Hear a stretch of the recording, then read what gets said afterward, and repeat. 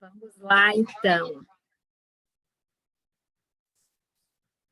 Bom, boa noite a todos e todas. O Cine Clube, né, em Unguensine, ele agradece a presença de todos vocês, né, juntamente com a SBPA. O Cine Clube Unguensine faz parte de uma programação fixa da SBPA, e os encontros têm acontecido às quartas, segundas-feiras de cada mês, né, onde a gente escolhe um filme, como a Sueli contou aí, a gente se diverte bastante nesse momento de escolher, de imaginar, de trocar ideias nos bastidores, não é? Quem sabe um dia a gente traga aqui, né, as imagens dos bastidores, né, para enriquecer também nosso encontro, né? E então este é o momento de trazer uma leitura, uma narrativa e uma leitura simbólica do filme que escolhemos. O grupo, nós somos um grupo de 5 analistas: a Marfisa Reis, que está no Rio de Janeiro, a Celi Engerhard, que está em Niterói, a Cristina Marrei, em São Paulo, a Ana Sueli Vieira, em Salvador, e eu, Denise Jorge, que estou em Jacareí. Todas nós, membros analistas da SBPA e da IAP.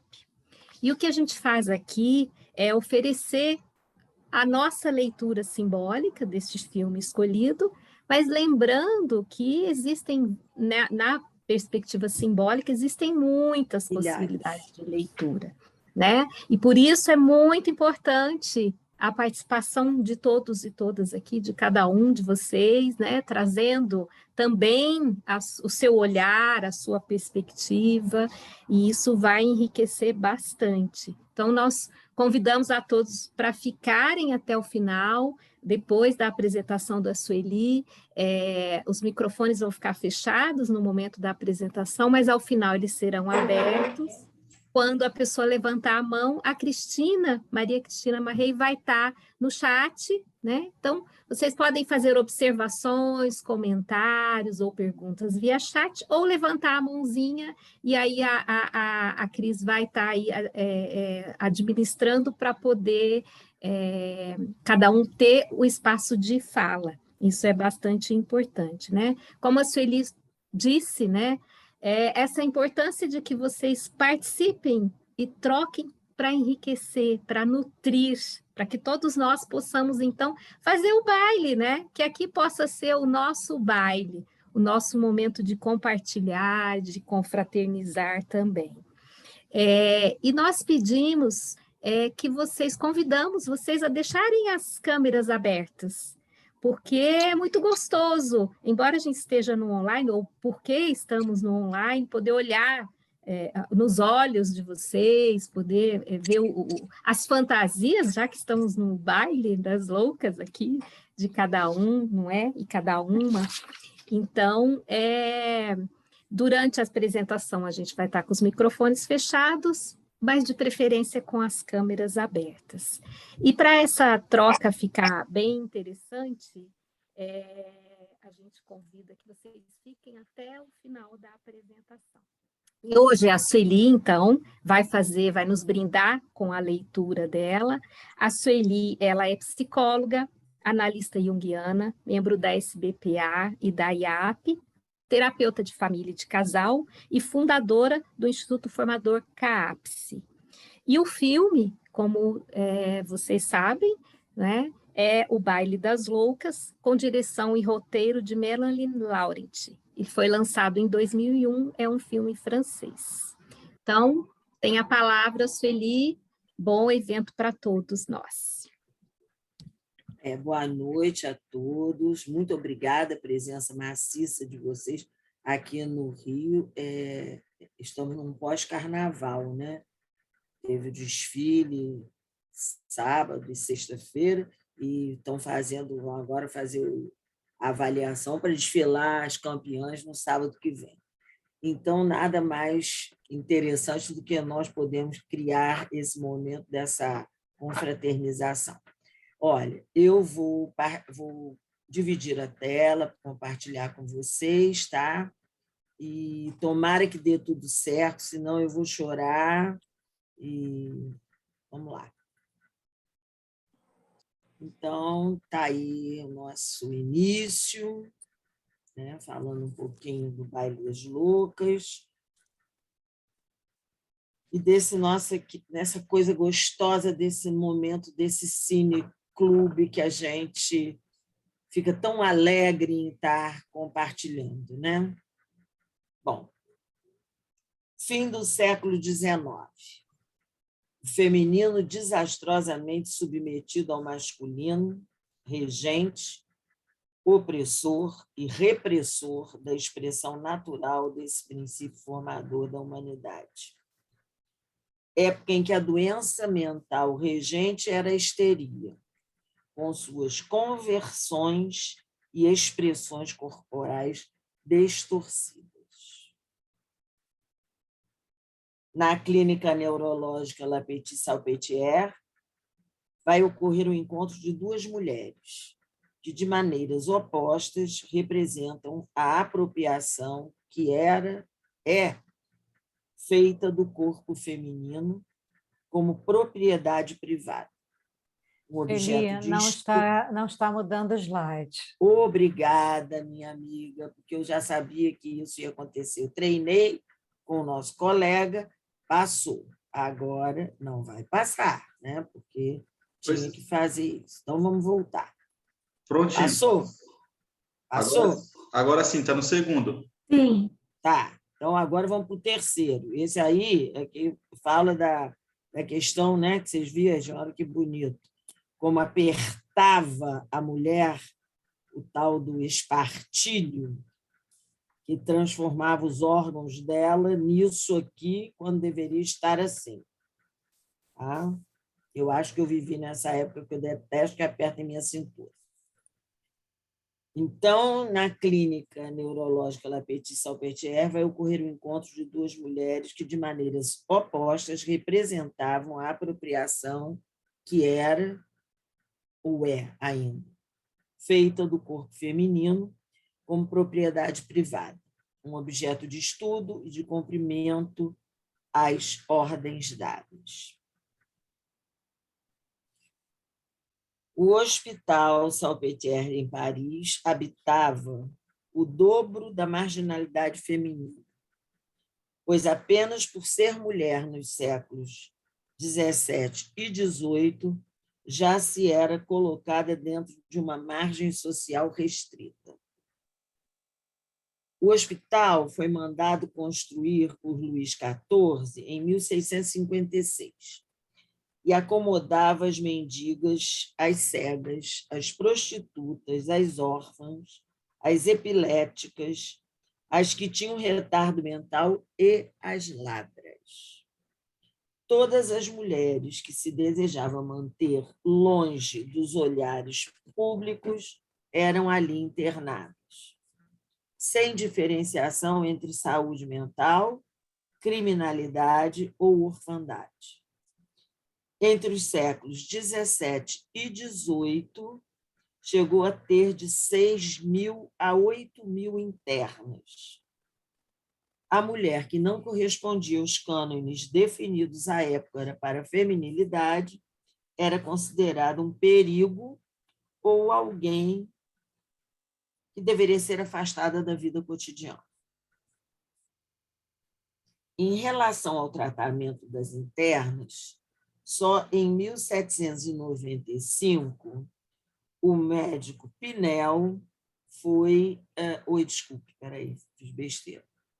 O médico Pinel foi que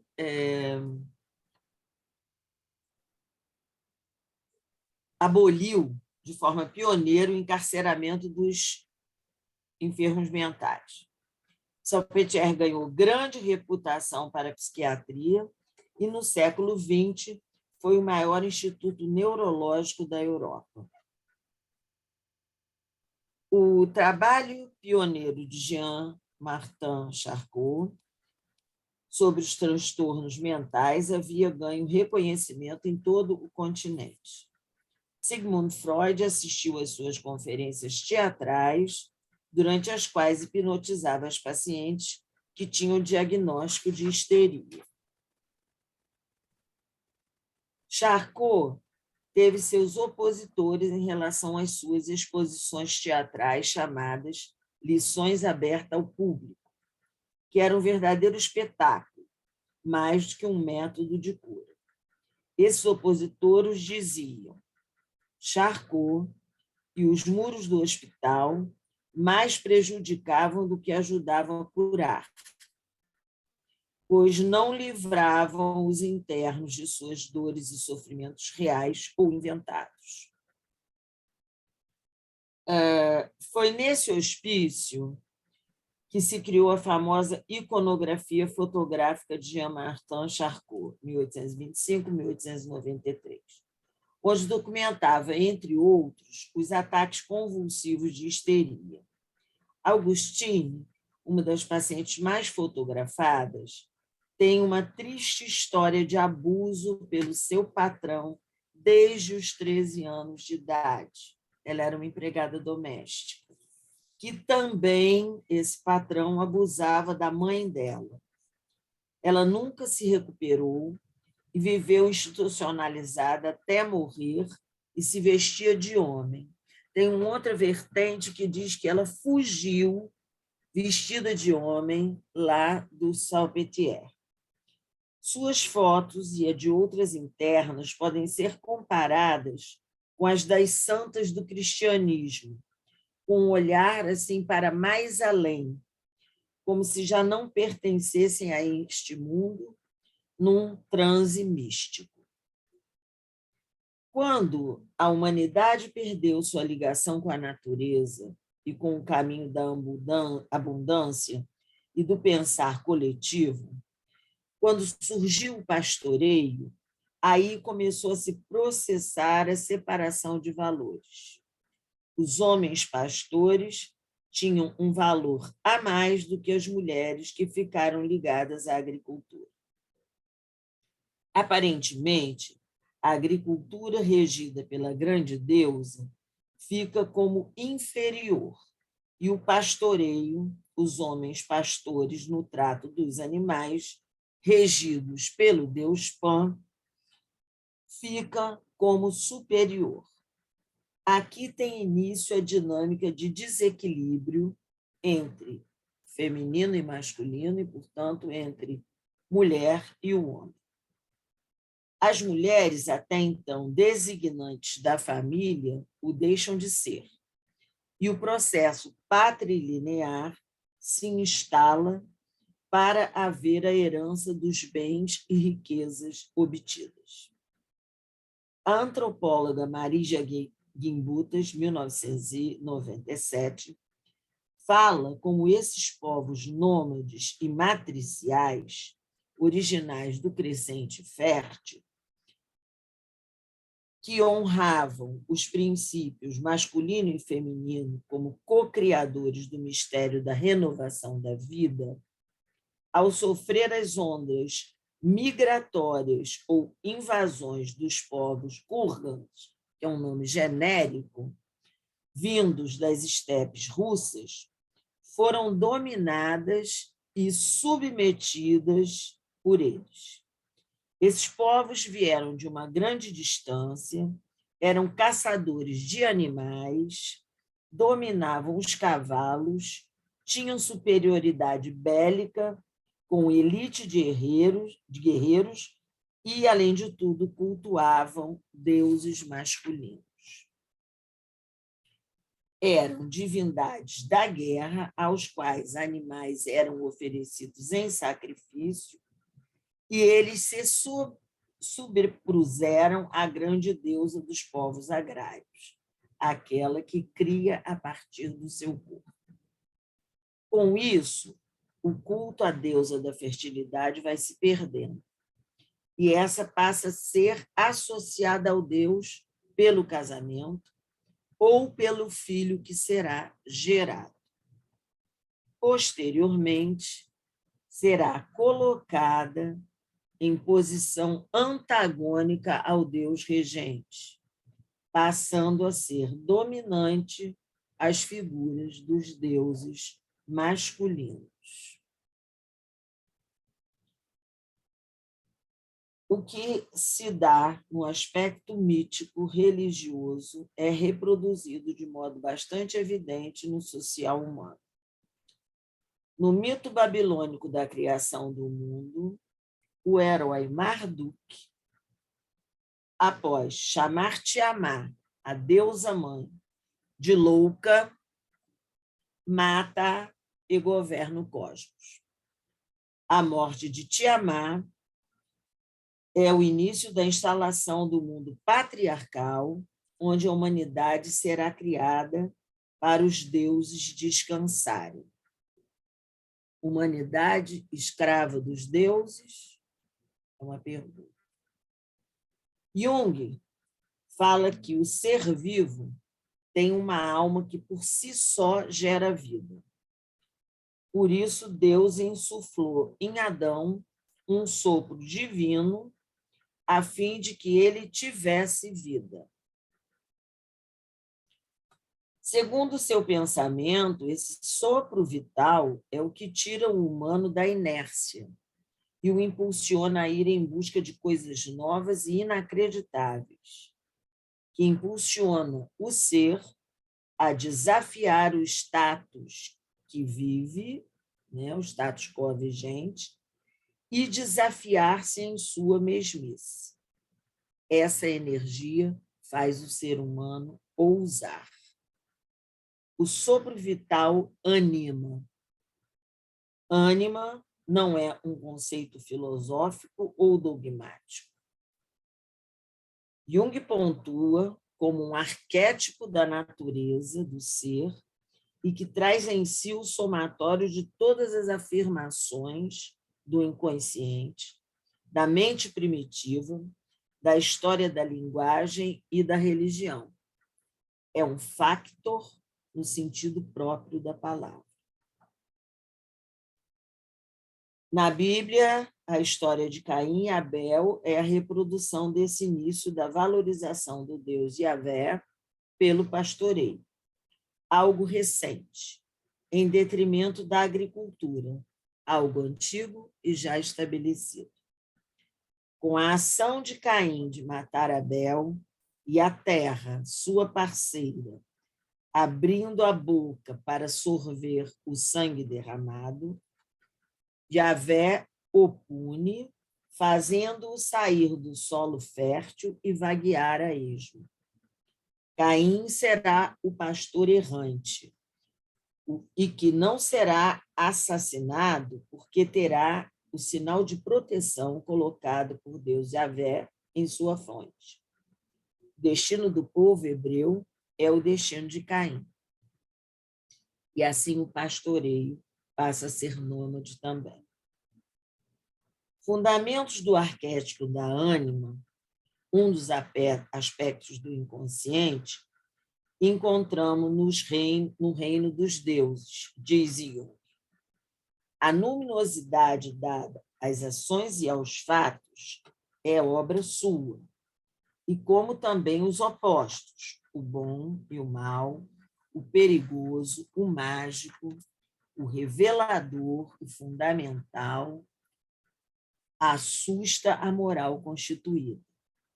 E é por isso que o humano, nascido da terra, com seus instintos a guiá-lo primordialmente, vive em luta com a sua alma e os seus demônios.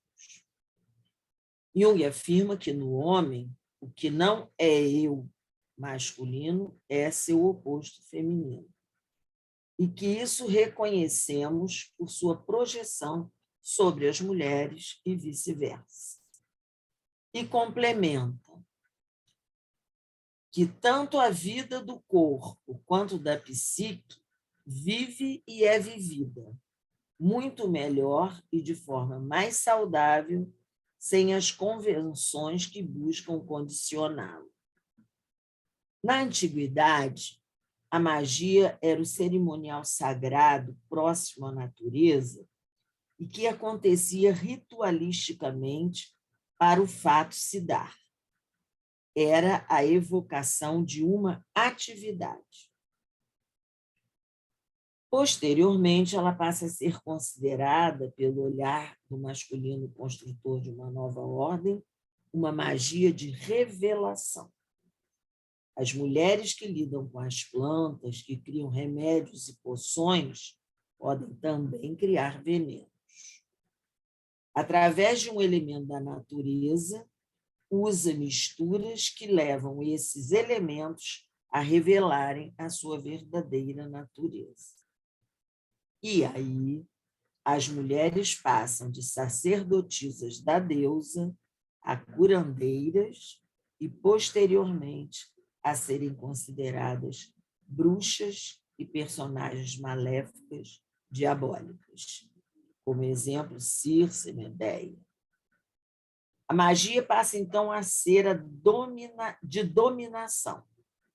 A fala encantada que busca constranger, ficando no limiar entre o dominar e o persuadir.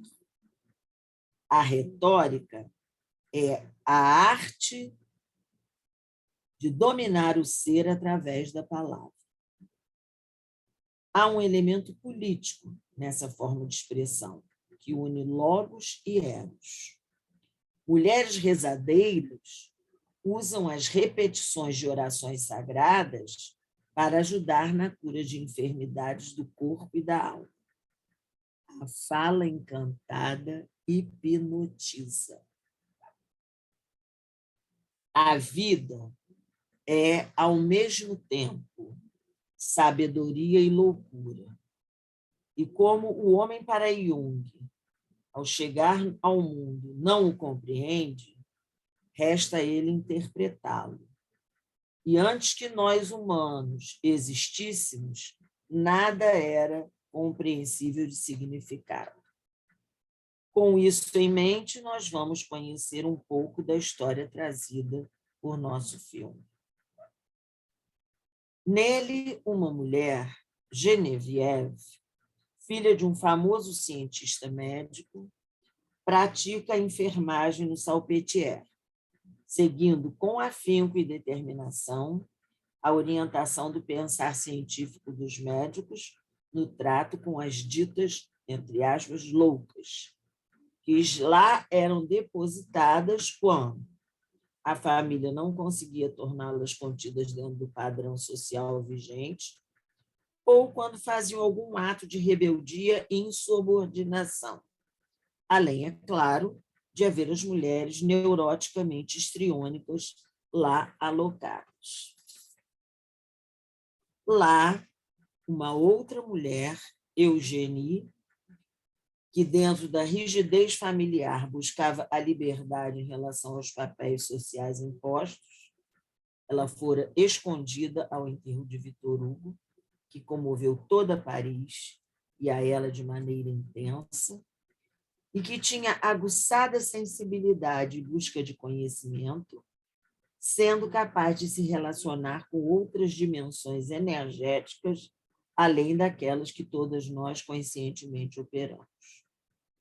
Essa capacidade de ser mediadora de diferentes campos de energia a tornava capaz de ver e conversar com pessoas que já tivessem morrido. Segundo a fala do pai de Eugénie, a França precisa de jovens brilhantes. Tal propósito, porém, era dirigido só para os homens, mas ela desejava ampliar seu conhecimento. É uma mulher que lê. Diferente do pai, seu irmão Théophile, apesar de atos machistas, ela o vê beijando uma serviçal da casa e combinando com ela um encontro noturno, a ajuda a ir com ele para realizar o seu desejo de poder ficar num café parisiense, lendo e fumando um cigarro. Atos esses que só eram realizados por pessoas muito especiais, que a gente poderia chamá-las hoje em dia de descoladas, e, de preferência, pessoas do sexo masculino. Lá, ela troca olhares e comunicações com o rapaz que lhe dá o livro que está lendo. o Livro dos Espíritos, com a proposta de que se reencontrem para ela lhe devolver o livro, fato que não acontecerá. O inconsciente nos direciona, e se seguimos suas orientações, podemos sofrer, muitas vezes até de forma sentida e dura, mas, embora sofrendo no nosso interior, sabemos que estamos no caminho de fazer nossa psique se desenvolver, mesmo que isso torne-se um grande problema para as regras e valores familiares, bem como para o ambiente sociocultural em que se vive. Esse encontro no café, com um homem diferente daquele das suas relações familiares e mais próximas, lhe possibilita projetar a força do inconsciente que a ativa internamente. O arquétipo, né, do ânimos, com a sua energia, e que dará um novo sentido à sua vida, mesmo que ela sofra graves decepções, perdas e humilhações, mas que redefinirão a razão de sua existência. No hospital, nossas protagonistas convivem em situações opostas, embora complementares. Uma internada como louca e outra como enfermeira-chefe, sendo ambas tratadas de forma abusiva pelos médicos responsáveis. Uma passando pelos ditos tratamentos da época, exames de toque ovarianos, a outra escutando. Eu determino o que os meus pacientes precisam. São meus pacientes, diz a Geneviève, o doutor Charcot, aquele que nunca ia ao pavilhão das internas. Você está atrasada por quê? Também lhe pergunto. O hospital funciona como um quartel. As pacientes lavam as roupas de cama e as que usam, e se ajudam mutuamente em sororidade. São submetidas a tratamentos que mais parecem sessões de tortura. Banhos de gelo, aprisionamento em solitárias, as antigas celas do Salpêtrière, com a chefe do lugar, Jeanne, fazendo jogos perversos com escuridão e claridade. Conter o indivíduo feminino, essa é a proposta. De qualquer forma, pela limitação ao conhecimento, pela exposição da mulher como um objeto a ser adquirido. Eugenie é chamada a atenção pelo pai por dizer a uma jovem que nunca seria exposta como uma potranca a ser adquirida pelo encarceramento hospitalar, mesmo não havendo qualquer sinal de patologia psíquica. Uma das internas, por exemplo, cometia pequenos furtos ou matou um marido abusivo. E uma terceira se calara após a morte da mãe, entre outros sintomas. A experiência da grande mãe nutriente e acolhedora está extinta. Jeanne é a enfermeira responsável pelas pacientes que eram encarceradas nas internações em solitárias e que eram fotografadas por Charcot após saírem de lá, cada uma delas apresentando um sintoma fixado. O isolamento, visto como tratamento à época, na verdade, era mais uma forma de repressão e punição aos comportamentos desafiadores das internas. As enfermeiras comentam que as que vão para os cuidados de Jeanne ficam piores. Essa era a verdadeira bruxa, não reconhecida pelo sistema, pois se aliava a ele sem contestação, já que, entre aspas, odiava o feminino. Internara ali sua mãe. Todos achavam que era porque esta enlouquecera, mas, na verdade, foi porque matara o filho de Jeanne. Jeanne é uma representante da possessão do eu pelo arquétipo da grande mãe terrível. Vinga em cada mulher sua dor do luto não resolvido. Em casa, Geneviève tem do pai o mesmo tipo de cobrança que Dr. Charcot lhe faz. Estou há 1 hora esperando por você para comer. Você sempre se atrasa. Ao comentar sobre a nova interna, Eugenie, o pai pergunta como ela é. E a filha lhe diz, intensa. E ele responde, isso não é diagnóstico. E no momento que Geneviève o acode em casa, alertada por uma intuição de Eugenie, via sua irmã morta, Blondine, o pai a expulsa após saber como e por que chegou lá. Está falando como uma bruxa, está ficando como as loucas com quem trabalha. É uma doença contagiosa, uma peste. Aqui constatamos o amortecimento, no sentido de morte mesmo, e a negação da função da intuição, uma das 4 funções que constroem a consciência. As outras 3 são o pensamento, o sentimento e a sensação. Desde o século XII, onde a Inquisição surgiu, se construiu e desenvolveu uma educação social e política que buscou diabolizar essa função de organização mental de vital importância para muitos achados científicos, desvalorizando-a e subestimando. Alexandre Fleming não teria descoberto a penicilina se não tivesse seguido sua intuição. O filme retrata um momento em que a evolução da medicina tinha como foco de maior importância colocar rótulos diagnósticos no indivíduo, como se assim ele pudesse ser contido. Jung considerava que os diagnósticos só valem para dar uma orientação, mas que de pouca valia são para os diagnosticados. O que importa e é decisivo para o tratamento é a história da pessoa. E é aí que vamos encontrar o fundo humano, o sofrimento humano, e somente aí pode intervir a terapia do médico, dizia Jung.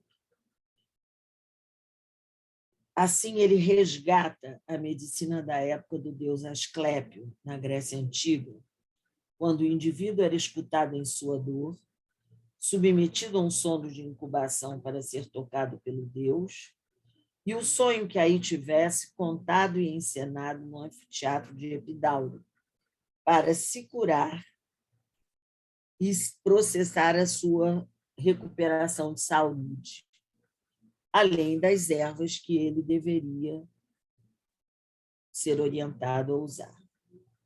Em Salpêtrière, a doença é levada ao meio de um círculo formado só por homens médicos para expressar a sua doença. Louise, uma das internas que lá se encontra, porque seu tio lhe batia e a tia resolveu interná-la, é levada e hipnotizada, sendo induzida a se tocar em áreas do corpo que a levassem a ter uma conversão histérica. Dr. Charcot se vangloria de seu feito e é aplaudido pelos asséculos. Narciso se fortalece e resplandece em si mesmo. Em outro momento, com ar de muito orgulho pelo feito ocorrido, diz: linda hemiplegia lateral direita sob hipnose. A fala hipnótica encanta e, dependendo de seu uso, pode abrir o leque para o desenvolvimento ou fortalecer a cronificação dos sintomas. Essa mesma doença é manipulada por um médico residente, Dr. Jules, que diz ser seu noivo e que vai se casar com ela. Numa oportunidade, quando estão a sós, ele se masturba, colocando a culpa nela. Eu a amo tanto. Que tipo de amor é esse que culpa o outro e não se responsabiliza por suas ações? E o dito casamento que ele propõe a Julie, vou pedi-lo em casamento no baile, é um ato de estupro, que acaba com ele sendo surrado por duas internas que de loucas não têm nada. São ofensas e desrespeito à mulher que até hoje ocorrem. Geneviève, ao conversar com seu pai sobre Louise e a crise ocorrida sob hipnose, este pergunta: fez o arco histérico? Pode ser um ataque epilético. E complementa: talvez ele provoque crises nervosas em suas sessões. Essa é a mesma opinião de Eugénie, quando interpela Charcot e diz que ele e os demais estão fazendo isso com Louise, a estão adoecendo. As loucas, entre aspas, tal como a ninfa Eco, servem para os médicos alcançarem seus méritos e valores. É muito interessante vocês verem aqui que essa é a curvatura que uma Mênade, dançando em transe para Dioniso, faz. Em muitos momentos, deparamos com um tratamento diabólico aplicado a elas. Banheiras com água repleta de gelo, onde eram aprisionadas. Eram mulheres do grupo de enfermagem que prendiam e submetiam a outras mulheres. Um ritual de tortura para congelar a emoção. E ali, qualquer uma cabia. Desde a paciente que não falava e que volta a falar na noite de Natal, quando canta uma música falando da mãe, até Eugénie, a quem Babinski submete a esse tipo de tratamento, porque, ao ser inquirida se falava com os mortos, ela diz que não, que falava com os espíritos. E questiona se isso não era igual à menina camponesa que falou com Nossa Senhora de Lourdes. Questiona qual a diferença de ver Deus e de ver espíritos. A diferença é que falar com Deus estaria na seara dos milagres, e ela não. Ela ia mais além. Ela intermediava o contato entre dois mundos, o dos vivos e o dos espíritos. Esse papel de psicopompo é muito difícil de ser aceito, respeitado e considerado entre os deuses. Imagine entre os mortais. Geralmente, os deuses que ocupam esse lugar nas diferentes mitologias são temidos. Na mitologia grega, Hermes tem essa função, assim como Íris. E vejam como é que se fala, o arco de Íris, sendo ela a que comunica Zeus com as mulheres. E também Hécate, deusa da terra selvagem e dos partos, que reinava no céu, na terra e no mar. Tinha conhecimento das ervas e da magia, lua, bruxaria ou feitiçaria, e era adorada nos lares atenienses como protetora da propriedade e bênçãos à família. Na mitologia do povo do grupo linguístico Iorubá, quem tem esse papel de abrir os caminhos é Exu, orixá de múltiplos e contraditórios aspectos, o homem da encruzilhada, que muito assustou os missionários católicos, que imediatamente o rotularam de ser parceiro do diabo. A questão da mediunidade e do entendimento do mundo dito, entre aspas, sobrenatural, foi estudada por Jung e resultou em sua tese de cátedra universitária, sobre a psicologia e a patologia dos assim chamados fenômenos ocultos, em 1902, cujo objetivo foi mostrar as diferentes e múltiplas conexões entre esses fenômenos, explorando o conhecimento desse aspecto desconhecido e motivo de escárnio de muitos estudiosos da psique humana. Para Jung, há aqui um campo de pesquisa experimental valioso a ser explorado, compreendido e experimentado. E esse foi um dos pomos de discórdia com Freud. Para Jung, a atitude de Freud em relação ao espírito era questionável a ser reduzida à psicossexualidade. Ao criar objeção a esse reducionismo, onde aparecia em suas hipóteses algo que para Jung seria como uma farsa, ouviu isso de Freud. Sim, é assim mesmo. É a maldição do destino em face da qual somos impotentes. Em 1910, essa impressão se confirmou quando Freud pede a ele que nunca abandone a teoria sexual, pois é um dogma, um baluarte que não pode ser abalado. Ao perguntar contra o que este baluarte teria que ser usado, bastante emocionado, Freud lhe responde: contra a onda do lodo negro do ocultismo. A crítica a essa postura foi, em relação a Jung, não ver nela um julgar científico, mas sim uma atitude de sustentação a uma vontade de poder pessoal.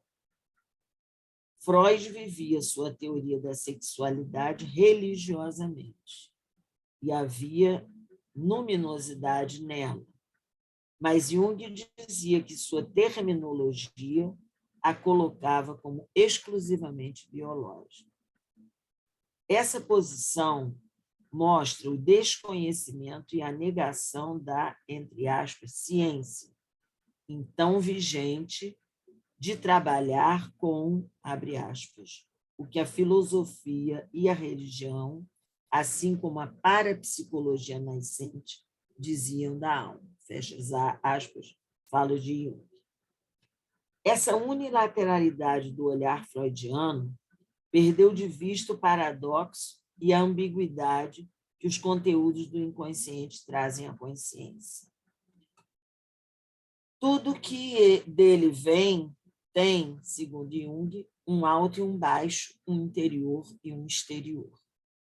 Freud, para Jung, só falava de seu aspecto exterior, tornando-se vítima do único lado que podia identificar. Seu grande valor foi ter penetrado na psicologia individual do doente e provado empiricamente a existência de uma psique inconsciente que anteriormente Caruso e von Hartmann postulavam filosoficamente. Como a protagonista de nosso filme, Jung conviveu com suas emoções que se tornaram intensamente pressionantes a partir do outono de 1913. Em suas palavras, é como se, abre aspas, a pressão que até então sentira pareceu deslocar-se para o exterior, como se algo parasse no ar. Fecha aspas. Ele anotava suas fantasias e se esforçava para mostrar em que condições psíquicas elas apareciam. Anotava aquilo que o inconsciente enviava, seguindo o estilo que esse lhe permitia fazer. Jung relata, abre aspas, às vezes era como se ouvisse algo com meus próprios ouvidos. Às vezes eu o sentia na minha boca, como se minha língua formulasse as palavras. Acontecia-me também ouvir o que eu mesmo murmurava. Sob o limiar da consciência, tudo era vivo. Nessa vivência, ele compreende, depois de muito sofrimento, que, apesar das resistências e do medo de perder o autocontrole, tinha que se arriscar e fazer a descida até elas, até as imagens fantasiosas subterrâneas.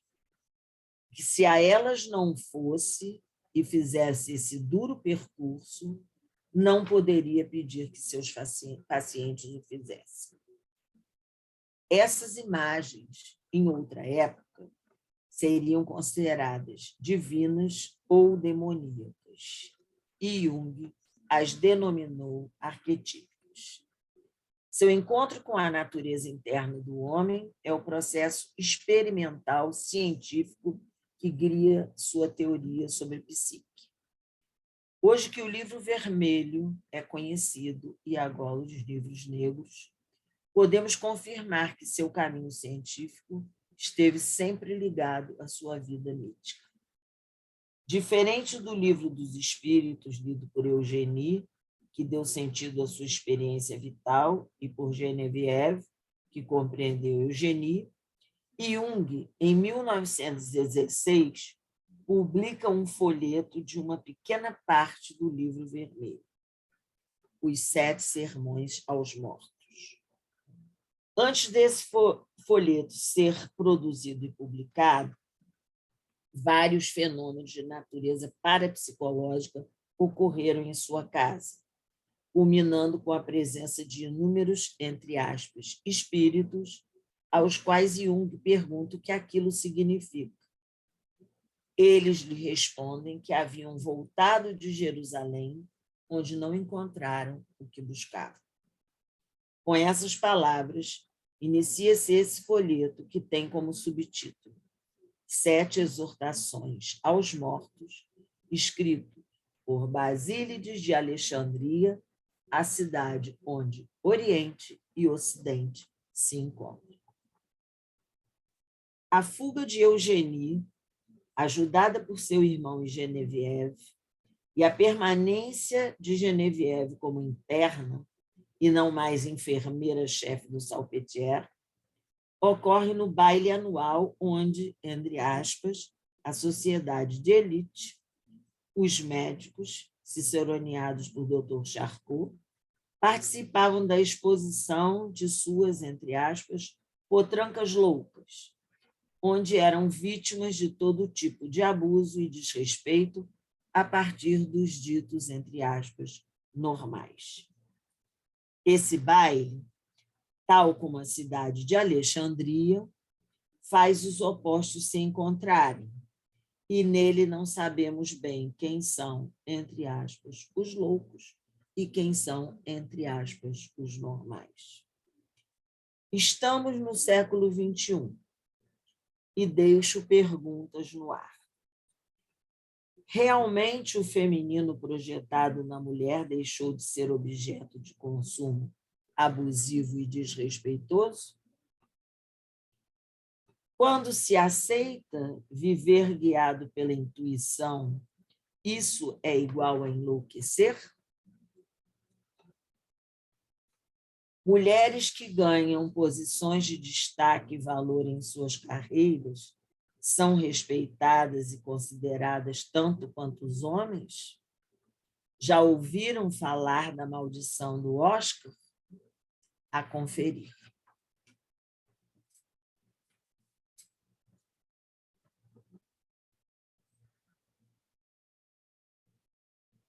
Obrigada.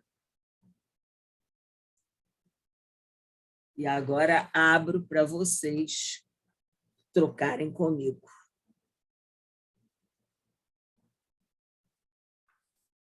Obrigada, obrigada, obrigada. E agora eu quero ouvir vocês trazerem... Não sei se tem alguém que gostaria de falar verbalmente, ou eu posso ler uma questão que foi colocada aqui no chat. Eu vou ler, então. Lê, Cristina, e depois abre espaço para o pessoal trazer também sua colaboração, porque isso foi o que eu deambulei em volta desses símbolos, mas vocês podem ter visto muito mais coisa que eu não vi, né? Claro. E isso é um enriquecimento para nós. Então, tem uma Fala, questão Cris. aqui sobre um ponto que você abordou, né? Uhum. E se alguém saberia o que Freud teria respondido a Jung sobre o dogma da teoria da sexualidade, né? Ela não conseguiu entender uma pergunta da Lara e da Cássia. Porque a redução que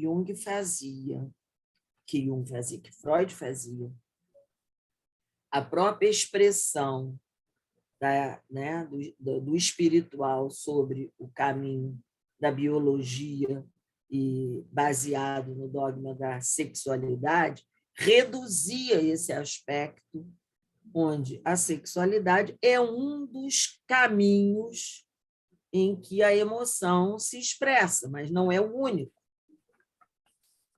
Nós temos que entender que, nesse momento que Freud traz essa questão, é muito importante para uma época em que a sexualidade era absolutamente abafada, negada, né? Atuada nas escuridões da casa, né? Não vou dizer que ainda hoje em dia esse modelo Casagrande e Senzala ainda se faz bem presente dentro da nossa realidade. Porém, o que Jung pontuava na discordância com Freud era justamente essa questão de que não era só a expressão da reação da alma, né, como um todo, através da parte da energia sexual, né, porque ela era uma das formas da energia emocional se expressar, que estava muito reprimida, que precisava abrir espaço. A gente lembra que nós tivemos, antes de Freud, dentro da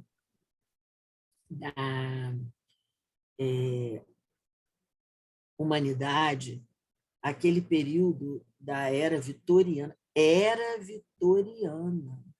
100 anos praticamente, de repressão muito grande, e que era um modelo para uma Europa de época, né? Então, é óbvio que Jung era uma pessoa mais nova do que Freud, né? Ele vinha de um mundo ligado com a natureza, que eu acho que é muito importante a gente ver essa diferença, né? Quem está próximo à natureza sabe que essas coisas não são do outro mundo, são desse mundo, né? E Freud já era um homem que vinha da cidade, de toda uma coisa mais literária, né? E tinha, a gente não pode esquecer isso também, Freud, quando ele faz a formação dele, em neurologia, ele era um neurofisiologista.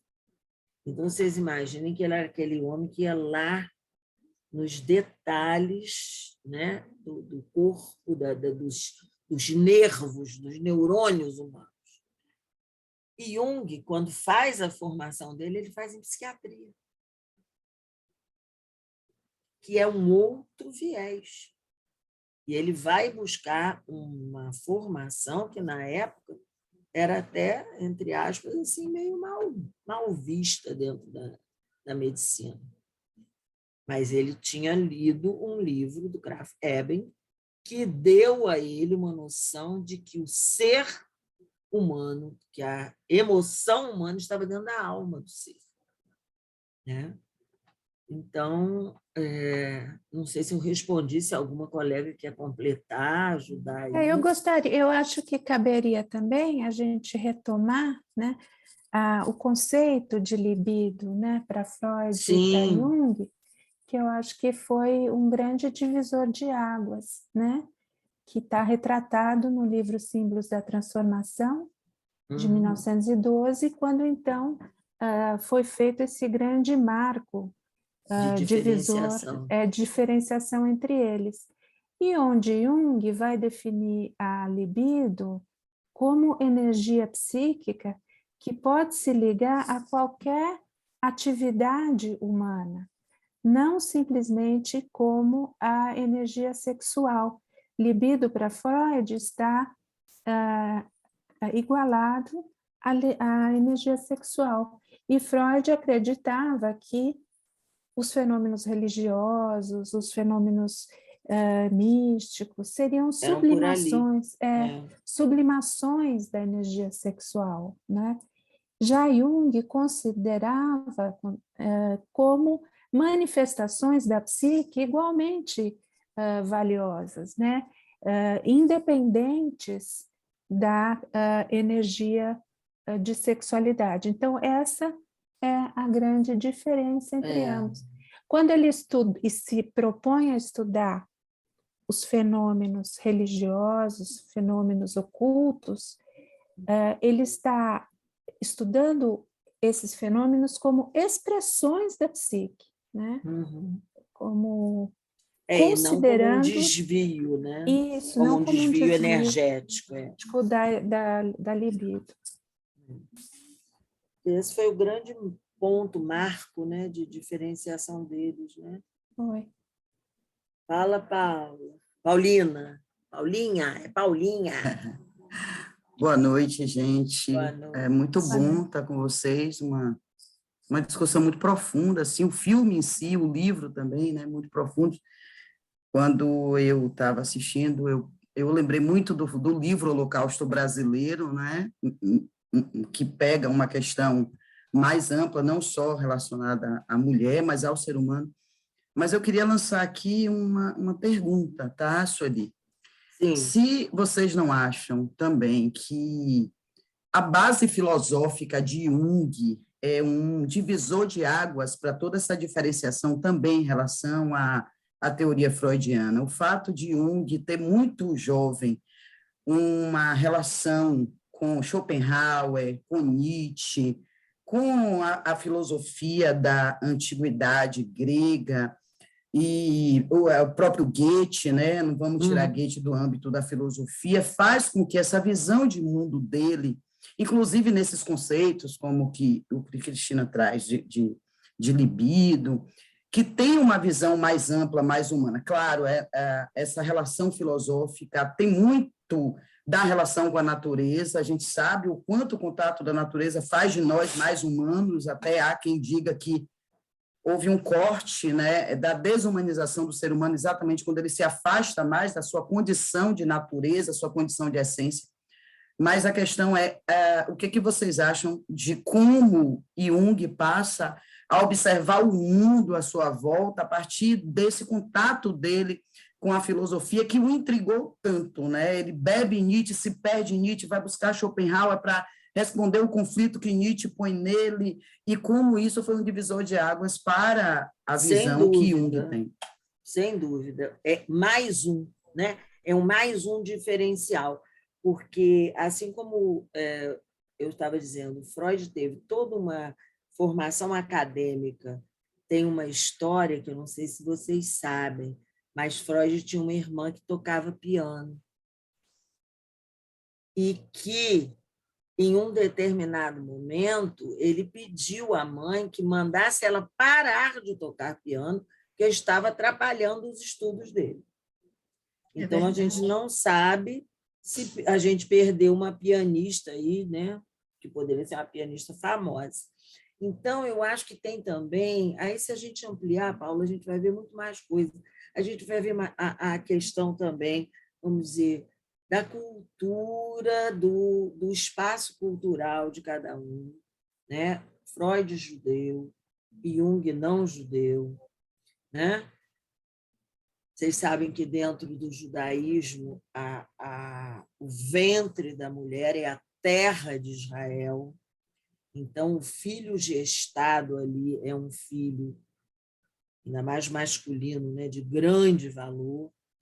E eu acho que essas coisas, sim, realmente, eu acho que até o Jung pôde ter essa amplitude maior, até porque eu acho que ele era um gênio, como Freud era um gênio, né? Cada um dentro da sua época e da sua vertente, mas como ele também se permitiu abrir para esses espaços. Porque se ele seguisse aquele modelo familiar de ser tudo todo fixado dentro da religiosidade, etc. e tal, ele seria mais um pastor dentro da família, porque tinha pastor para cacete dentro da família dele, né? E ele conseguiu abrir isso e ficar bem mais livre. Noêmia, abre seu som. Vou falar agora porque a tosse começou a me consumir. Mas duas coisas, quer dizer, tem muitas coisas, você já falou da maioria delas, e muito bom, foi ótimo, excelente mesmo. Mas quando vocês chegaram agora nessa discussão, essa coisa da divisão de Freud e Jung, eu não podia deixar e você acabou tocando na história familiar, não só cultural da época, né?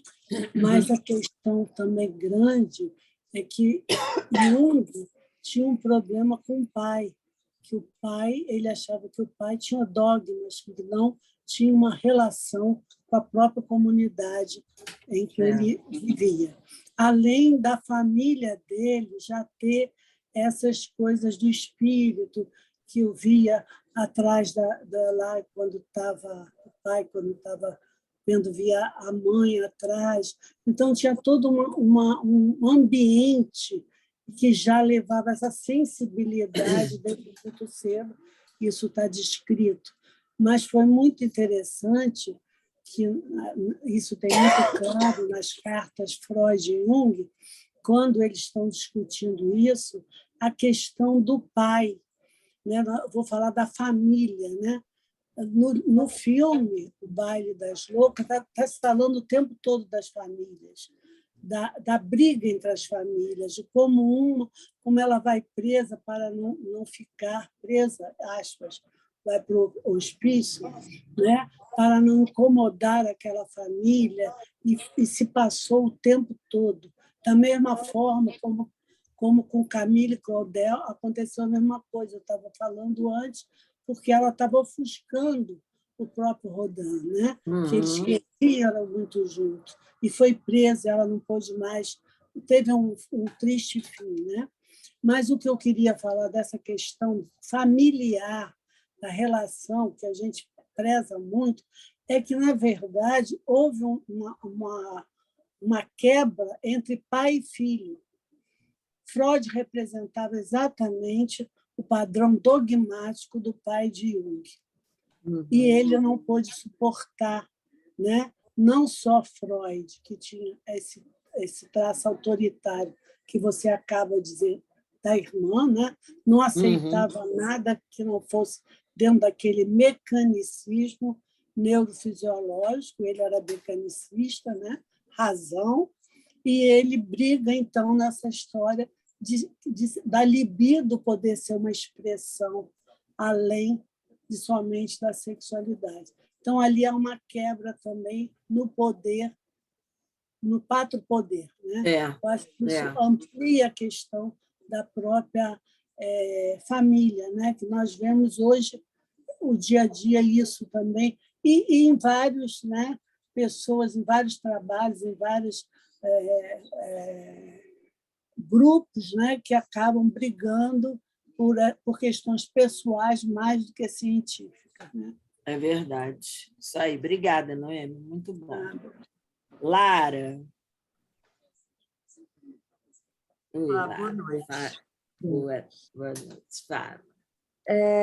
Eu, voltando ao filme também, eu gostaria de entender um pouco melhor qual foi até que ponto o Dr. Charcot influenciou a obra de Freud. Por quê?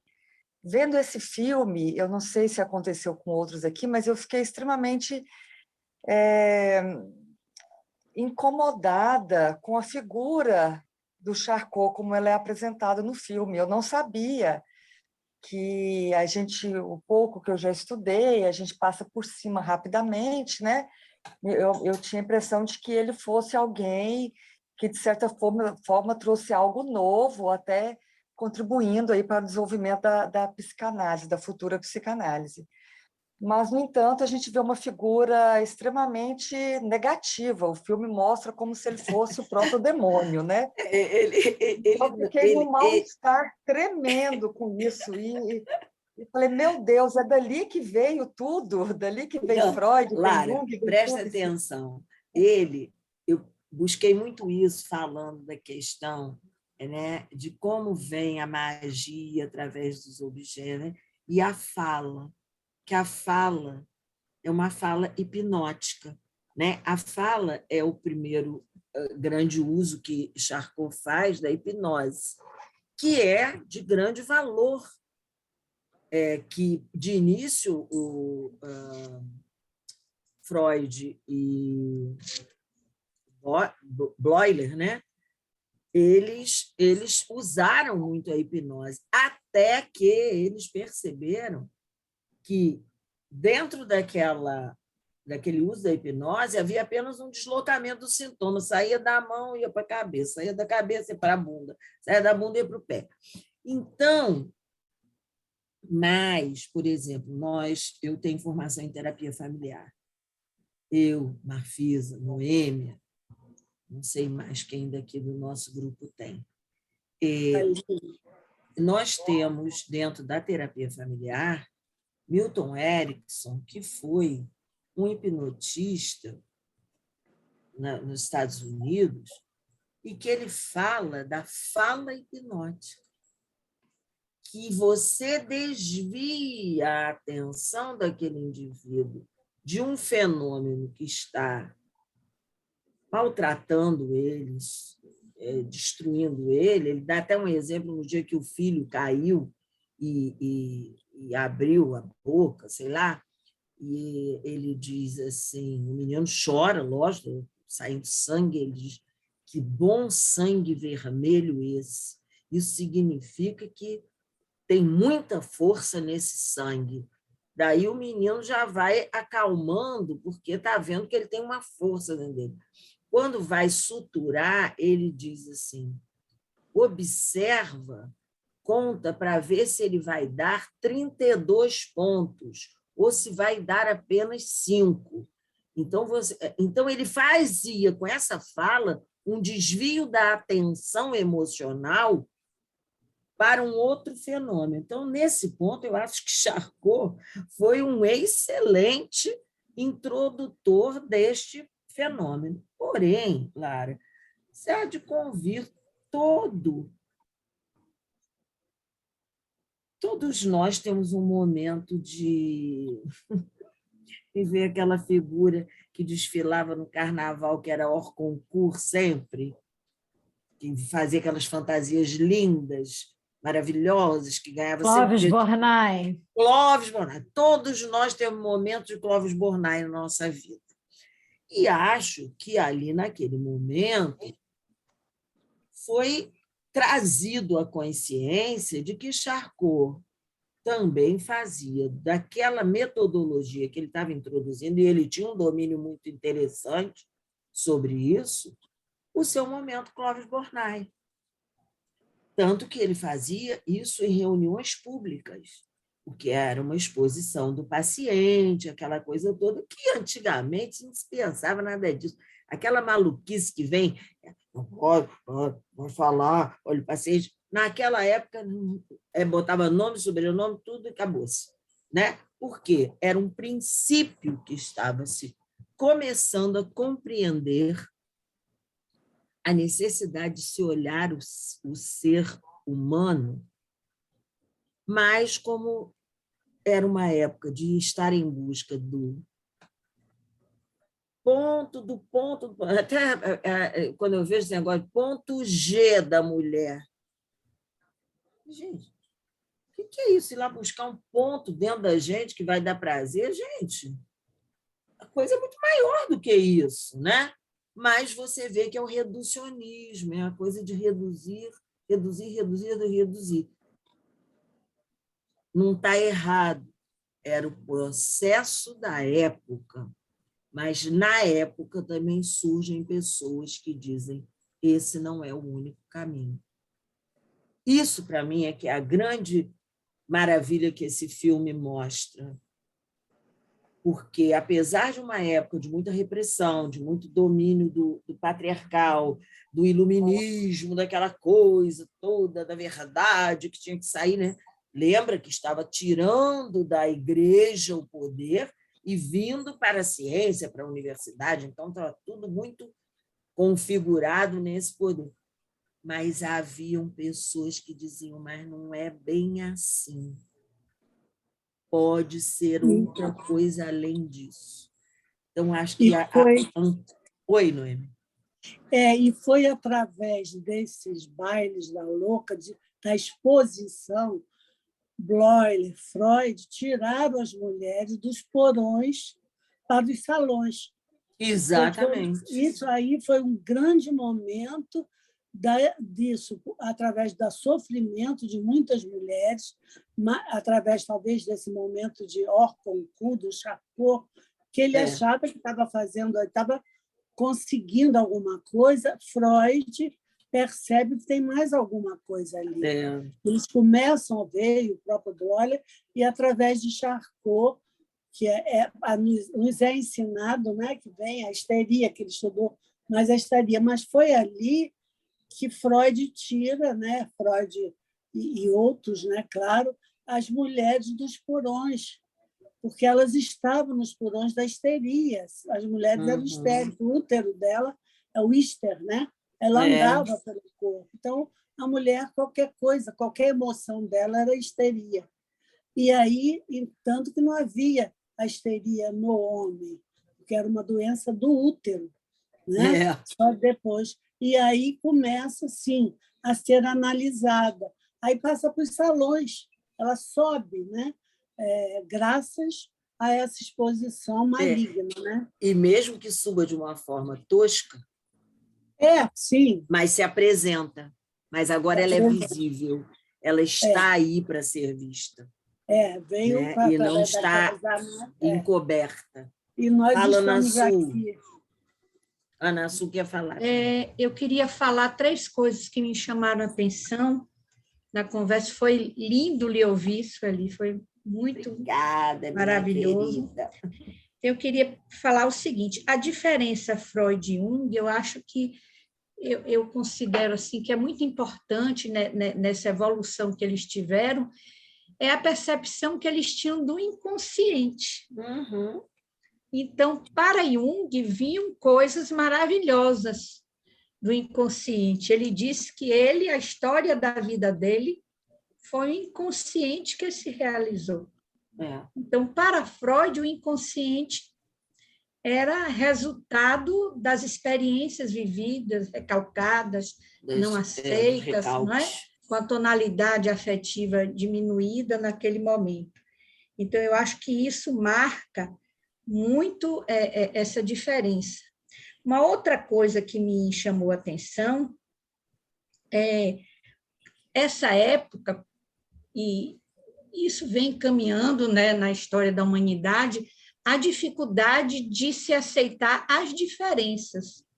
Então, Foucault já traz na história da loucura, né, que o diferente era encarcerado, a hanseníase, nos inícios dos tempos, depois a loucura.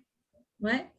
Eu trabalho em neonatologia na fase de 1930, 1940, os bebês prematuros eram expostos dentro dos primórdios das incubadoras em feiras coletivas, feiras públicas. O bebê vivo, né? Então, pequenininho, as incubadoras estavam sendo ainda criadas e eles eram expostos da mesma forma que essas aulas públicas expunham as mulheres. E uma outra coisa que eu acho interessante, esse olhar para o feminino, como é gritante, né? Então, no discurso da escuta médica, a gente vê muito as pessoas dizerem: o útero, que é caracterizado na fala popular como a dona do corpo, pode subir para a cabeça. Não é? Então, essa visão assim do feminino de uma forma muito pungente, muito agressiva, né? Dessa condição de enlouquecer, de subir para a cabeça, como um sintoma, né? Era isso que eu queria ressaltar, no sentido assim. Muito obrigada, Ana Su. Bem legal a sua colocação, porque eu acho que traz essa... que agora, né, o olhar é tão diferente, hoje a gente sabe de que todos nós estamos em relação a tudo, que somos tocados e tocamos tudo, né? Como precisou, numa época, ver um reducionismo para... Eu digo que a vida é igual a gente tocar sanfona. Tem uma hora que fecha, fica a sanfona fechadinha, depois você abre, expande, aí o som sai mais alto, aí depois fecha de novo. Mas esse é o caminho da existência, né? Então, eu vejo assim, não há certo, não há errado. Há o caminho percorrido e que, numa época, aquilo que era maravilhoso, depois... Eu me lembro que, gente, se lembra antigamente que ninguém podia comer ovo porque fazia mal ao colesterol? Agora todo mundo pode comer ovo, que não faz mal nenhum ao colesterol. Então, você vê que nada como a gente ir mudando, né? E é bom a gente entender essas mudanças e valorizar. Eu acho que isso que a Ana Su está trazendo muito bom, muito importante. Sueli, talvez coubesse aqui uma pergunta do José Rubens, que está no chat, que diz muito bom historicamente, mas parece que depois de uma abertura mundial para o feminino, estamos revivendo tempos de formação da histeria. José Rubens, eu estou lendo um livro. Espera aí que eu vou pegar para não falar bobagem para vocês. Espera aí.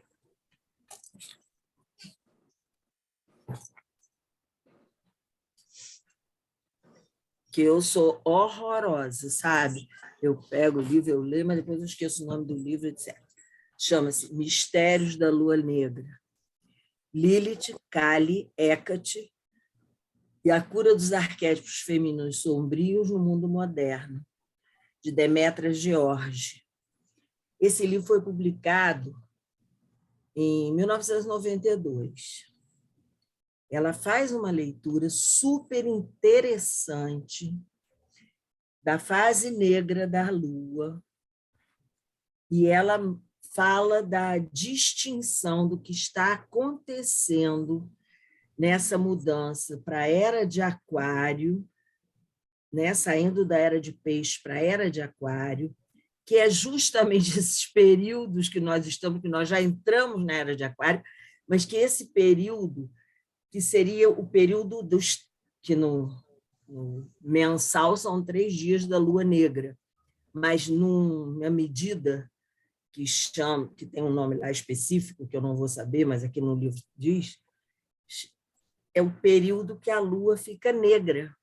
E aí todas essas evocações ditas, né, negativas, elas se apresentam. E você vê que hoje em dia, a gente olhando líderes mundiais, vamos falar assim, para não falar locais, como a histeria está graçando neles, se fazendo presente, se fazendo expressando nesses líderes, né? Eu fiquei muito feliz de hoje estar falando no dia que aquela coisa dos cravos lá de Portugal, né? A Revolução dos Cravos. A Revolução dos Cravos. Falei, gente, que coisa boa estar, porque hoje Portugal é outro país, né? Hoje os brasileiros querem fugir para Portugal, né? E eu acho que mudou justamente porque houve essa transformação. Mas vale a pena, gente. Esse livro caiu na minha mão, porque não caiu por acaso, cai porque vem, né, na nossa direção. E é muito interessante. É uma pessoa que fala bastante séria, bastante clara, e traz um olhar sistêmico muito amplo, voltado para o desenvolvimento da própria humanidade. Bem legal. Eu estou muito satisfeita lendo ele. E veio justamente nesse momento que eu trabalhei com esse filme. Né? Obrigado pela dica, excelente. Nada, nada. É sempre bom a gente compartilhar o que a gente está lendo, o que a gente está conhecendo, né? Porque é isso que a gente deixa, a gente não fica... Nossas sementes são essas, pelo menos para mim. Eu estava dizendo, outro dia alguém falou, porque uma briga, um casal muito problemático, o homem brigava e chamava a mulher de só burra, só isso, aquilo, aí trazia uma joia para ela. Eu falei, comigo não colava. Detesto joia. Agora, trouxesse um livro, eu até ia aceitar ele me chamar de burra, não tinha problema. E teve alguém que perguntou, né, Maria Cristina, se o texto vai ficar... Bababá.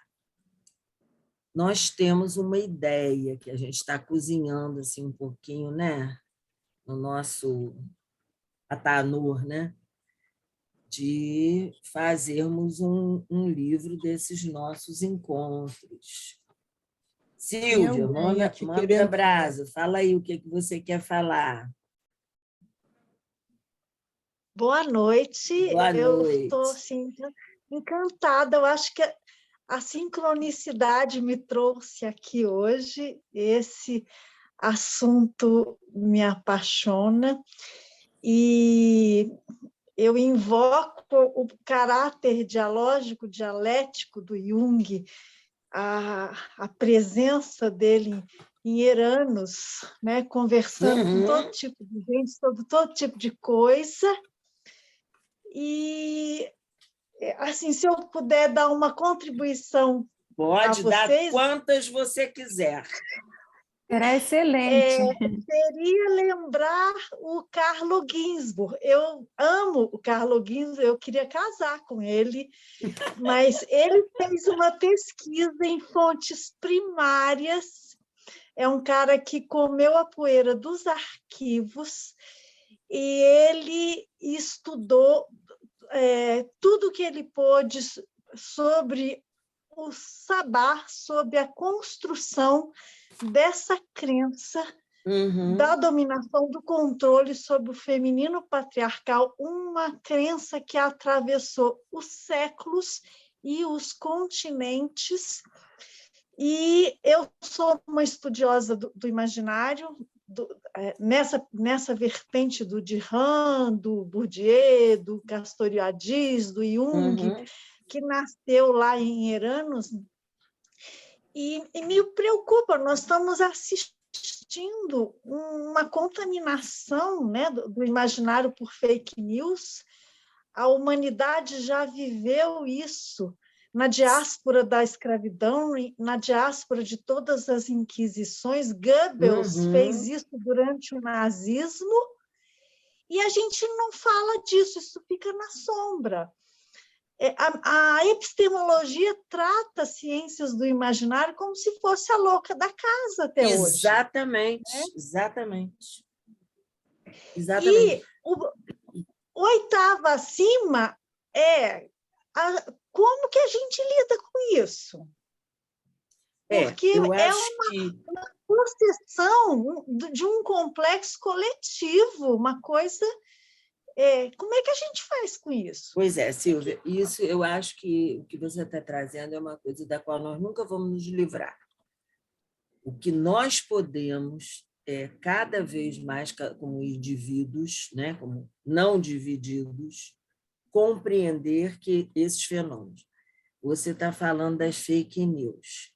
Eu recebi um postzinho que aí botaram assim, o supremo das fake news. Então, era um rapaz falando aqui, assim, mostrando Leblon, aquela coisa toda, dizendo, tá vendo, gente? Eu estou aqui é Caxias, que eu digo onde eu moro. Ali, ó, não sei o que, aquele morro ali, o morro que eram os dois irmãos, não sei o que, não sei o que lá. Então, você vê que essa mentira, né, deslavada, eu acho que hoje está mais Pública. excessiva, mais assim, ampliada, pela questão dessa internet que entra dentro da casa da gente, a rua entra dentro da nossa casa, né? Então, se a gente não tiver um mínimo de diferenciação e de reflexão dentro de nós só vamos ter opiniões, que Jung dizia mesmo. Quando você não tem reflexão, você só tem opinião, você vai falar do inconsciente, vai atrás do outro, o que o outro fala, eu vou atrás. Ah, falou aquilo, vamos embora, vai atrás. Então, hoje é mais gritante, né? E sugiro a vocês, se vocês não assistiram, vejam no YouTube, na BBC,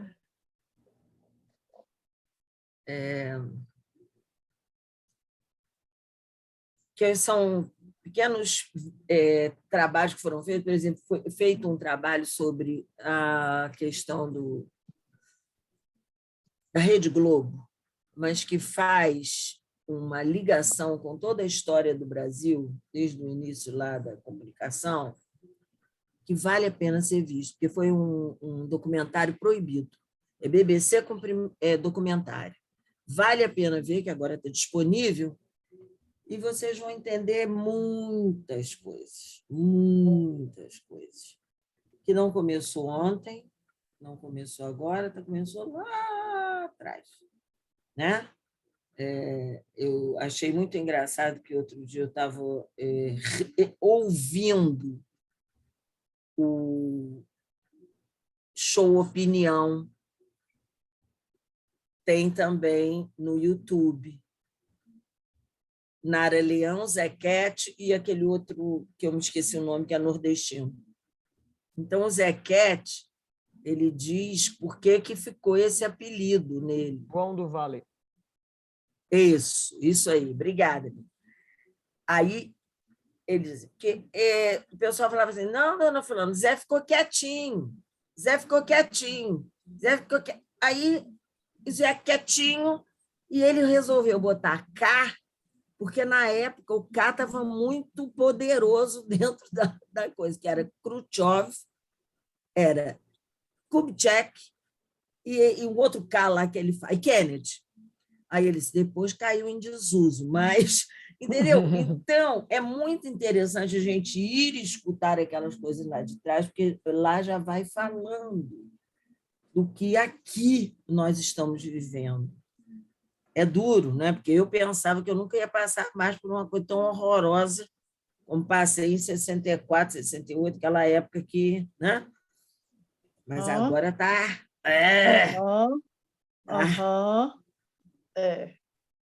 A gente tem que tomar muito...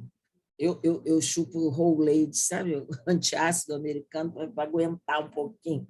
É americano, mas é bom, sabe? Nem tudo que o americano faz é bom, mas esse antiácido é bom. Mas eu acho que é muito importante isso da gente fazer... Isso que nós estamos fazendo aqui, gente, é um momento de reflexão. É um momento que a gente pode trocar. Podem haver pontos de vista opostos, não há problema. O que a gente tem é que saber lidar com essas diferenças. Tem um livro do Andrew Salomon que vale a pena, todos devem ler. Longe da Árvore. Longe da Árvore. Ele vai falar de várias questões no ser humano. Ele começa com os surdos, com os cegos, daí ele passa para um tipo de questão que, por tudo que é mais sagrado, gente, eu nunca tinha assim, validado ou olhado como uma coisa complicada, que é o anão. E assim vai com autismo, com esquizofrenia e com outras coisas mais. E nós que dizemos, nós somos tão isso aí. Nós fazemos inclusão, fazemos nada, gente. A gente, para fazer inclusão, a gente tem que estar diferenciado. A gente vê com essa polarização a que nós chegamos, e que o Zé Rubens trouxe muito bem, essa coisa histérica, que hoje é assim, ou é tal coisa ou é tal coisa, mas na minha época, que eu era mais nova, eu me lembro que a gente não podia falar mal dos Estados Unidos, que era comunista. Uhum. Qualquer coisa que você falava contra... você é comunista. Entendeu? E se falava a favor dos Estados Unidos, você é imperialista. É a mesma de separação. E esse binarismo é que eu acredito que o documentário que eu indiquei é BBC Documentários, é sobre a Rede Globo, um documentário proibido da BBC, uma coisa que fala assim. Aliás, tem vários documentários maravilhosos da BBC que vale a pena vocês assistirem. Tem um também sobre os meninos resgatados, meninos negros resgatados, que são entregues pelas famílias, porque passam fome, passam miséria lá no lugar, para fazer mergulhar num lago que ninguém enxerga nada, para soltar redes, que muitas vezes eles morrem ali afogados. Vale a pena ver também. É muito bacana. Agora, eu acho que agora nós fomos desafiadas, né, Cristina, Denise, Marfisa? Nós temos outra questão aqui, que talvez fosse interessante a gente ver, da Lísia, que ela ressalta a questão dos opostos, não apenas durante o baile, mas durante o tratamento dos internados, estes se mostrando mais sãos do que os próprios médicos, inconscientes e loucos, em especial Eugenie, que conseguiu juntar esforços com seu irmão e Geneviève para sair de lá mais consciente e amadurecida, apesar das forças energéticas contrárias. Perfeito, perfeito. Aliás, tem um filme antiquíssimo que passa-se como final da Primeira Guerra Mundial, ou está havendo a Primeira Guerra Mundial, e eles chegam numa pequena cidadezinha francesa e o asilo, abrem as portas do asilo. E aí os loucos todos saem para a rua. E, na verdade, eles eram muito mais saudáveis do que aqueles que estavam guerreando. Vale a pena também assistir, muito legal. Também tem no YouTube. É bem interessante a gente rever essas coisas já mais antigas. É um filme francês. Porque aí você vai ver que... Uma loucura, a base. Nossa Senhora, como a gente é bobinho, né? Nós somos muito bobinhos.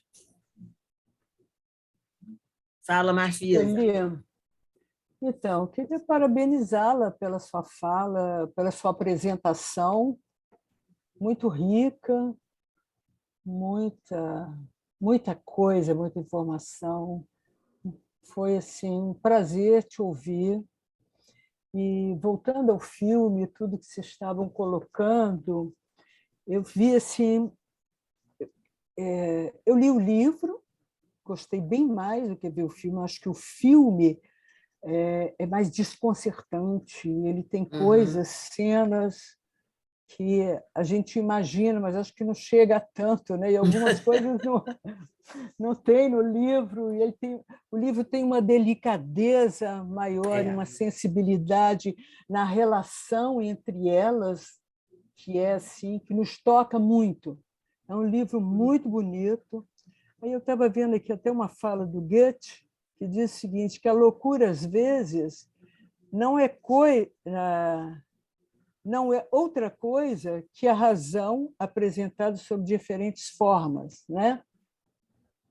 Que a gente vai ver em algumas mulheres, essas mulheres que aparecem lá, e é interessante. Quer dizer, essas duas vertentes, as mulheres, o sofrimento desse feminino, os valores do feminino tão esmagados, né? Eu acho que a gente também está vivendo isso, vocês estavam trazendo esse momento, eu acho que é isso, os valores do feminino sendo desconsiderados e a coisa de por que essas mulheres estavam lá, que é exatamente isso, esse valor máximo da sensibilidade, da intuição, né? Do espírito, como nos coloca Jung, desse contato que Deus facilita com o inconsciente, né? Porque o espírito para Jung era isso, né? E a figura, o personagem principal, Eugenie, que vai em função disso, porque ela consegue, e como ela disse aí, você colocou bem, ela não fala com os mortos, ela fala com o espírito. E é esse o nosso trabalho, que a gente possa falar com o espírito. Exatamente. Né?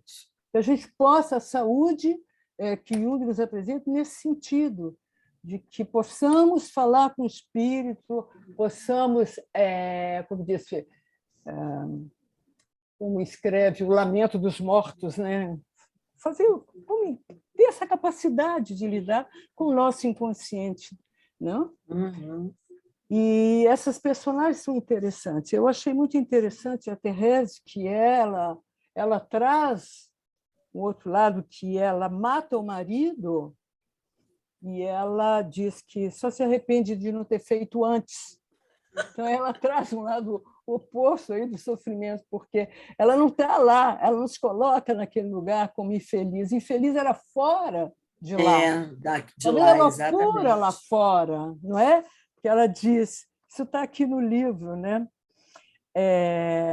Ela diz,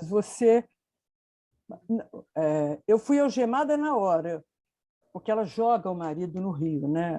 Ela mata o marido, se vinga, é a que vinga, né? E ela diz, eu só gritava, você nem imagina, mas não me arrependo de ter empurrado o cara, só me arrependo de não ter feito isso antes. A Thérèse é aquela que fica tricotando, né? É a Cloto, né? Lá do eu acho que é Cloto, ela fica lá tricotando a vida, né? E tem uma fala dela que aqui é muito interessante, que ela diz assim, ela não está infeliz lá, ela diz assim, eu não quero sair, não. Ela diz, não mesmo, sabe? Eu nunca me senti mais tranquila que aqui, cercada de loucas. Os homens me maltrataram. Meu corpo foi destruído. Eu manco, minha perna dói. Sinto dores muito fortes quando faço xixi. Tenho uma cicatriz que atravessa todo o meu peito esquerdo, porque tentaram me cortar com uma faca. Aqui me sinto protegida. Só há mulheres aqui. Eu tricoto chales para as meninas. Me sinto bem. Não, nunca mais vou sair. Enquanto os homens tiverem pinto, todo o mal sobre a terra vai continuar existindo.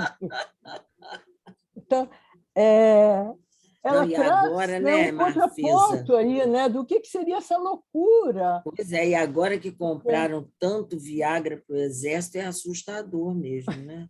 Viagra e próteses, eu não sei o que está acontecendo aí, vamos ver. Então, assim. Mas Marfisa, e quando dão alta em Thérèse, ela tenta se matar. Ela se mata, ela rasga os pulsos. Não estou boa, não, gente, eu estou maluca. Agora, é interessante também que a Louise é um personagem real, né? Assim como Charcot. A Louise, que é. Agora, aquela cena em que a Thérèse vão para salvar e bater no aquilo é invenção do filme.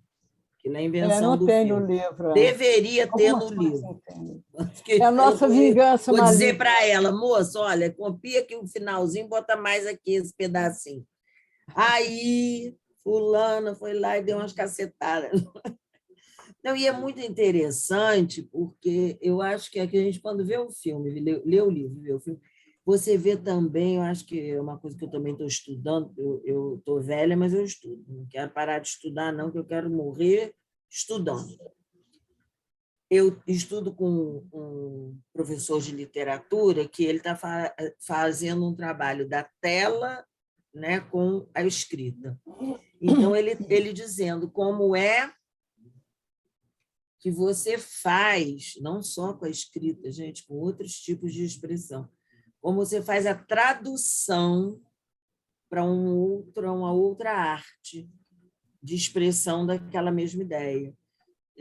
Nós estamos lendo com ele, quer dizer, eu já li, agora vamos ver o filme, Abril Despedaçado. Não sei se vocês já leram esse livro, que passa na Albânia. E, no Brasil, foi feito um filme há muitos anos atrás, com Walter Moreira Salles, que fez esse filme, passado no sertão aqui da nossa região. E tem um balé feito pelo Grupo Corpo, usando o mesmo, baseado nos mesmos princípios daquela escrita. Muito bacana. Então, é bom a gente aprender, sabe, sempre. Porque é bom que a gente sabe que nunca sabe nada, que a gente está sempre aprendendo, aprendendo, aprendendo, até partir para outro universo aí, que a gente vai continuar aprendendo também. Né? Isso é muito bom. Mais alguma coisa, Cristina? Tem pessoas diversas adorando, né? Dizendo que adoraram muito. Que bom. Agradecendo. Enfim. E nós fomos desafiadas, né? Vai haver uma publicação deste. Eu estou desafiando as minhas amigas a publicar, sabe? Nós vamos fazer isso, se Deus quiser. Eu estou aceitando. Que bom, Cris, que bom, que bom. Ô, Sueli, eu queria dizer só uma coisa assim, eu não sou psicóloga, eu sou professora de literatura e sou pedagoga, e assim... Oh, que maravilha! Não sei como, mas me mandaram um convite para o lançamento da revista. E eu disse assim, e aí eu disse assim, estou aqui num sábado, eu estou meio sem fazer nada, vou entrar. E me apaixonei, né? Porque, na verdade, eu estou fazendo curso para terapeuta transpessoal sistêmica, então eu estou estudando Jung, Groff, eu estou inundada. Sim. Agora eu estou aqui na normose do crema. Loop, do crema, que eu sou apaixonada. E aí me mandaram esse aí eu fiz a inscrição. E, assim, eu quero te dizer que, para mim, é uma satisfação enorme. Eu não sou psicóloga analítica, mas sou uma apaixonada pelo Jung, tá? E ver tantas pessoas, assim, pegando uma segunda noite para uma coisa tão profunda, que o mundo está precisando dessa profundidade. A gente está precisando emanar essa energia e que círculos concêntricos sejam feitos, porque a verdadeira mudança começa na gente, né? Então, assim, estou colada de carteirinha, podem lançar qualquer coisa, panfleto, o que vocês lançarem, eu estou colada. Se vocês precisarem de uma revisora aí para contribuir, estou aqui, podem ficar à vontade. Obrigada. Tá? Bom, hein? Já caçamos hein? Pro projeto. Já está aí, pode colocar, sinto o maior prazer em fazer isso, porque eu acho que se no lugar de prisão a gente abrir escola de arte, opa! O mundo muda. Muda, e muda sim. Porque, infelizmente... Guarda aí, Paulinha, a última segunda-feira de todo mês. Sempre mês. A última segunda do mês nós temos atividade. Colada. Se tiver toda segunda-feira, eu estou colada também. E tem, agora eu vou vender, eu vou fazer meu jabazinho. E na última quarta de todo mês, tem também o Cine CAAPSE, que aí não é pela SBPA, é pelo meu instituto, Centro de Atendimento e Aperfeiçoamento de Psicologia, que é meu, da Noemi e da Ana. Esta quarta-feira vai ter o filme Não Olhe Para Cima. No nosso, vocês entrando no site do CAAPSE, caapse.com.br. Vocês se inscrevem e o filme está lá para vocês assistirem. E o debate é tudo gratuito também, mas só começa um pouquinho mais cedo, começa às 8. É capsy.com.br.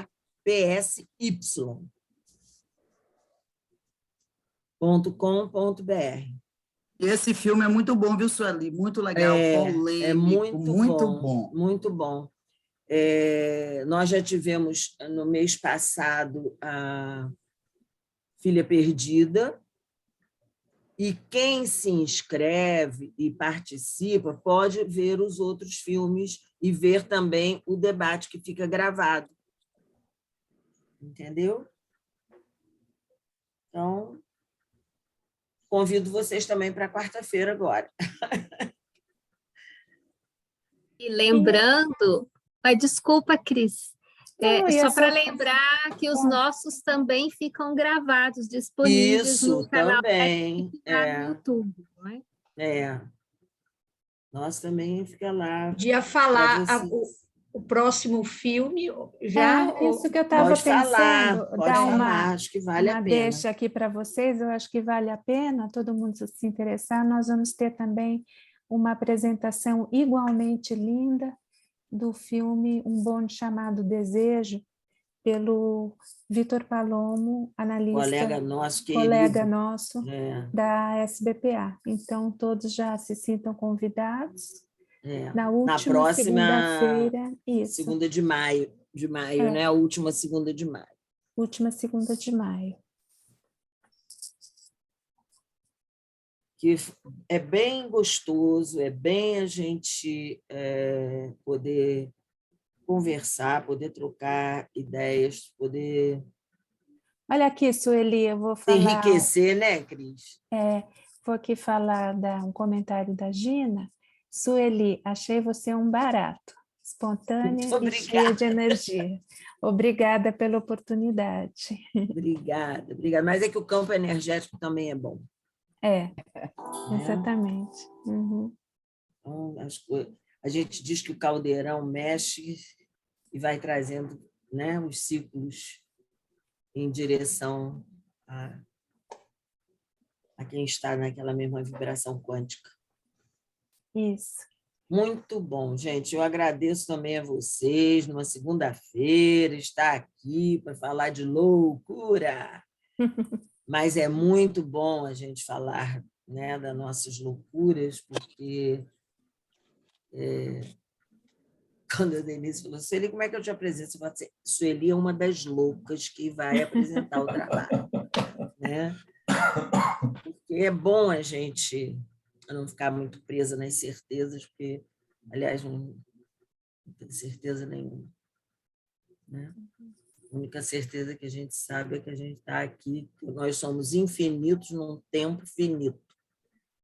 Mas temos o nosso tempo finito. Vai ficamos por aí, rodando por aí. Tá bom, gente? Muito obrigada. Que tenham uma noite de paz, viu? E que na próxima estejam aí para prestigiar o nosso querido colega, que também é um amor de pessoa bacana, muito sensível. E falar de um bonde chamado Desejo, não precisa falar mais nada, né? Nossa, demais.